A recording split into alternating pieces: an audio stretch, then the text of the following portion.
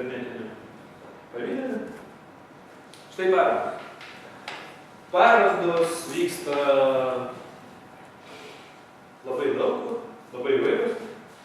Čia yra 2 pavyzdžiai 2 didžiausių parodų Europoje. Teko lankytis ir vienoje ir kitoje.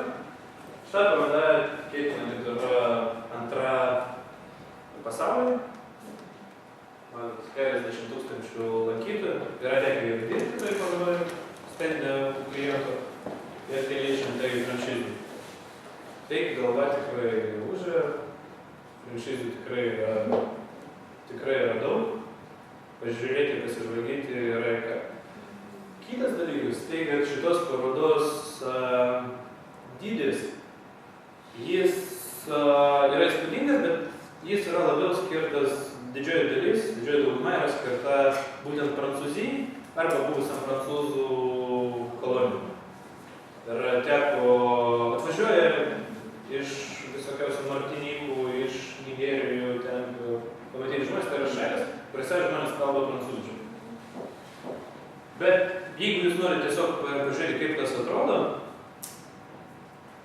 pakalbėti su franšizės davėjais, verta nuvažiuoti. Ir tarptautinė dalis, tos parodos yra irgi įspūdingas.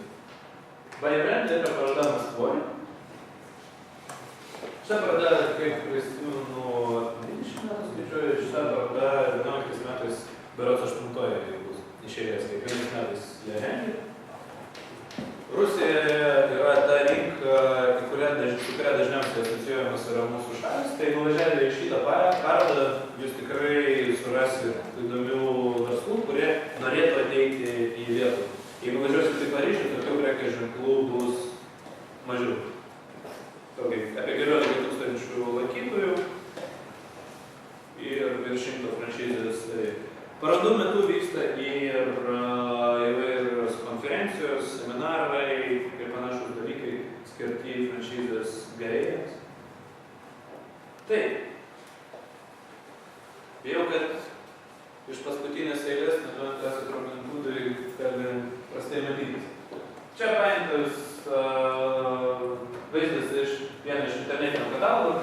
Iškart pasakysiu, toli gražu ne pats geriausias. Toli gražu. Bet čia yra patogiai pakankamai išdėstytas. Taip, čia yra pradinis puslapis. Simpatiška mergina. Ir nuo ko viskas prasideda, kaip ieškau. Tai yra verslo sritis. Tai man šitam katalogė yra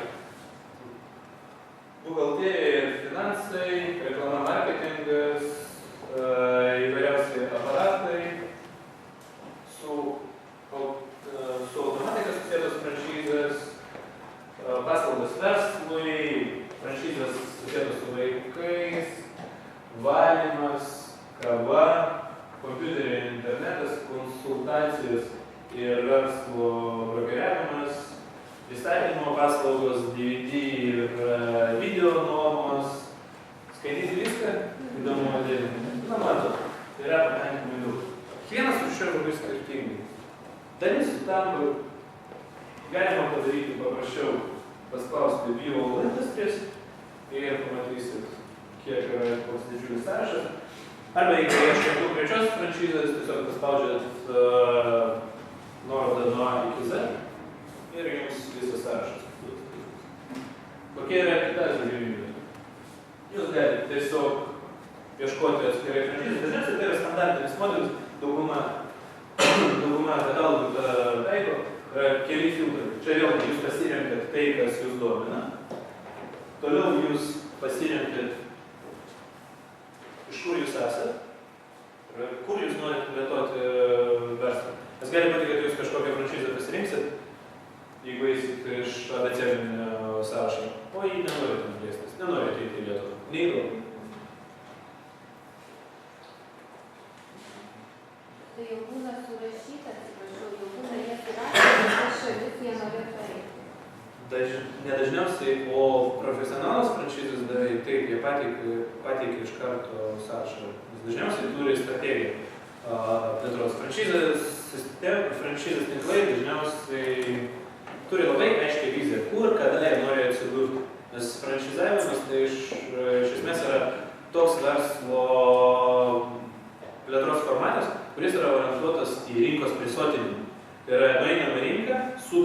žinomumą, stiprų prekės ženklą, judam toliau. Kartais tai sužaidžia prieš franšizės davėjus.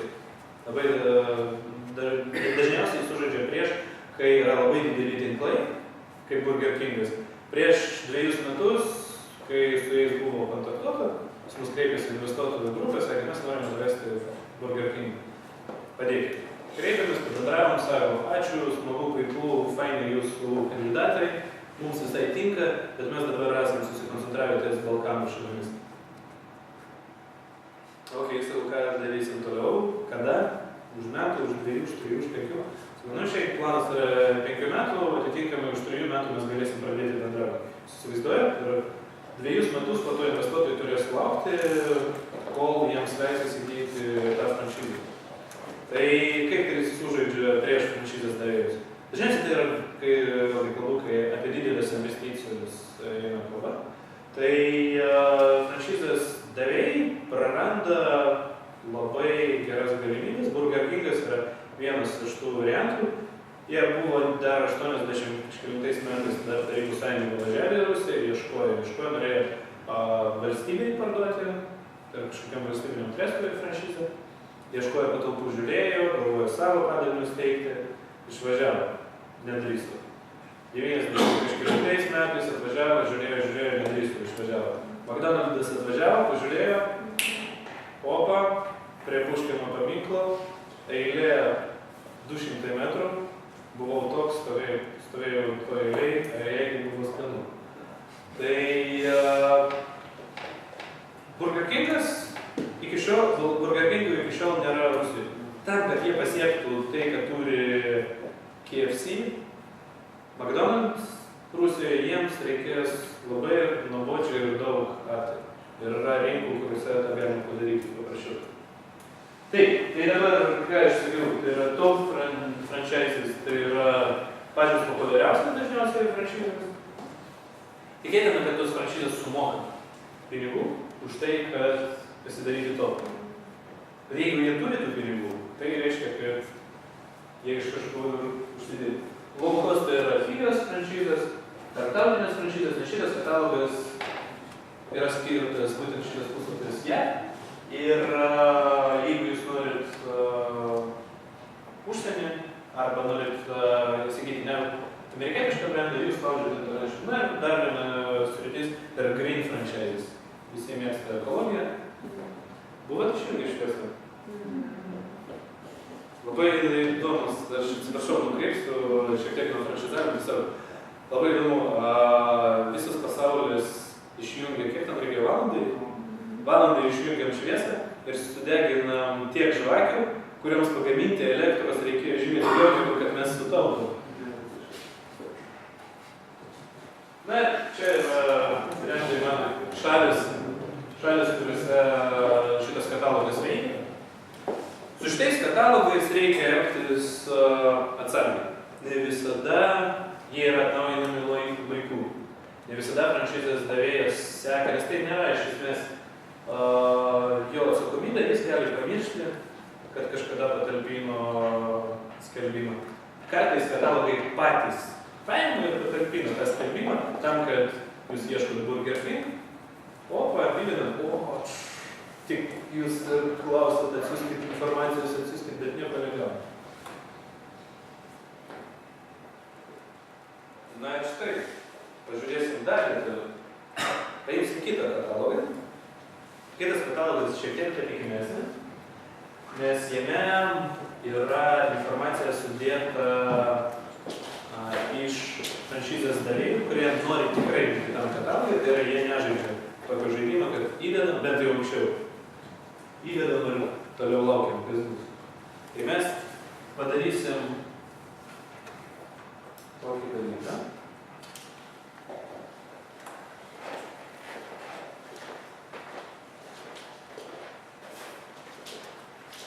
Ir šiek tiek pažaisim, jeigu jūs nebūkėčiau. Galiu tiesiog pasakyti nuorodą ir patys nežaisim. Bet šiek tiek paaiškinti. Tai visų pirma, pavadinimas katalogo, kad jums būtų aišku. Vėlgi yra tie filtrai, galima sektorius pasirinkti, yra kažkokios naujienos, yra video, yra net login, tai yra franšizės darėjas gali prisijungti ir pakeisti informaciją. Jack Wolfskin yra franšizė drabužių laisvalaikiui ir aktyviam sportui, labai populiariai Vokietijai, Skandinavijos šalyse, iš Austrijos kilęs prekės ženklas. Pakankamai brangus drabužiai, bet labai kokybiški. Yra aprašymas bendrai, kas tai yra, kelios nuotraukos, galime pažiūrėti, matyti, kaip atrodo ta parduotuvė iš išorės, yra logotipas. Yra informacija apie tai, kiek yra iš viso padalinių, 126, kiek iš jų yra franšizų, tai yra kiek yra nuosavų, tai yra kompanijos, padalinių kiek yra franšizų, tai kompanija neturi nuosavų parduotuvių. Jie gamina, jie išvysto, panašiai kaip Nike. Jie neturi nuosavų parduotuvių, yra partneriai, yra distributoriai, kurie užsiima. Yra kiek iš viso reikia investuoti. Yra aprašyta, kiek maždaug reikia parduotuviai kvadratų. Personal capital neįsivaizduoju, kas tai yra, gal čia yra nulis. Dažniausiai tai turėtų reikšti šitoje vietoje. Tikrai negaliu jums atsakyti dėlės. Tikėtina, kad šitoje vietoje nėra investicijų už franšizės prekės ženklą. Tai yra nėra pradinio mokesčio kaip tokio, bet jūs įsipareigosite pasirašyti sutartį, pagal kurią veiksite tam tikrą laiką ir jūs turėsite užpirkti pradinį drabužių kiekį, kuris ir sudarys kartu su remontais labai drįsčiau dirbti šitą sumą, kad 700 vietų galime rengti parduotuvę. Tikėtina, kad čia yra minimaliai, tai yra apie 80 kvadratų, kas yra, kaip šitą patalpą maždaug tokia parduotuvė. Jūs galite ką padaryti toliau? Jūs galite padaryti vieną dalyką, paprašyti dokumentacijos, arba galite pažiūrėti detaliau. Buvau įsitikinęs, kad iš Austrijos kilusi kompanija, bet viskas. 93 metais įkurta, pradėjo franšizuoti savo parduotuvės 2003 metais. Gali būti, kad pačioje pradžioje jie turėjo savo parduotuvės, bet vėliau galėjo perrašyti jas ir perduoti franšizės gavėjams. Tai yra franšizės gavėjas gauna jau paraštą parduotuvę ir tai yra normaliai praktika. Kaip galvojate, kodėl čia yra įdomu? Kiek iš viso ir kiek yra franšizinių padalinių? Kodėl mums, kaip potencialiems franšizės gavėjams, tai galėtų būti aktualu ir įdomu? Gal jie populiaru, kaip franšizė? Labai gerai dirba valdymo mokymus. Jo, gerai, bet kas tai šia franšizių kiekį? Tvarka, bet ką mums žinote, kiek yra nuosavų parduotuvių vertybų?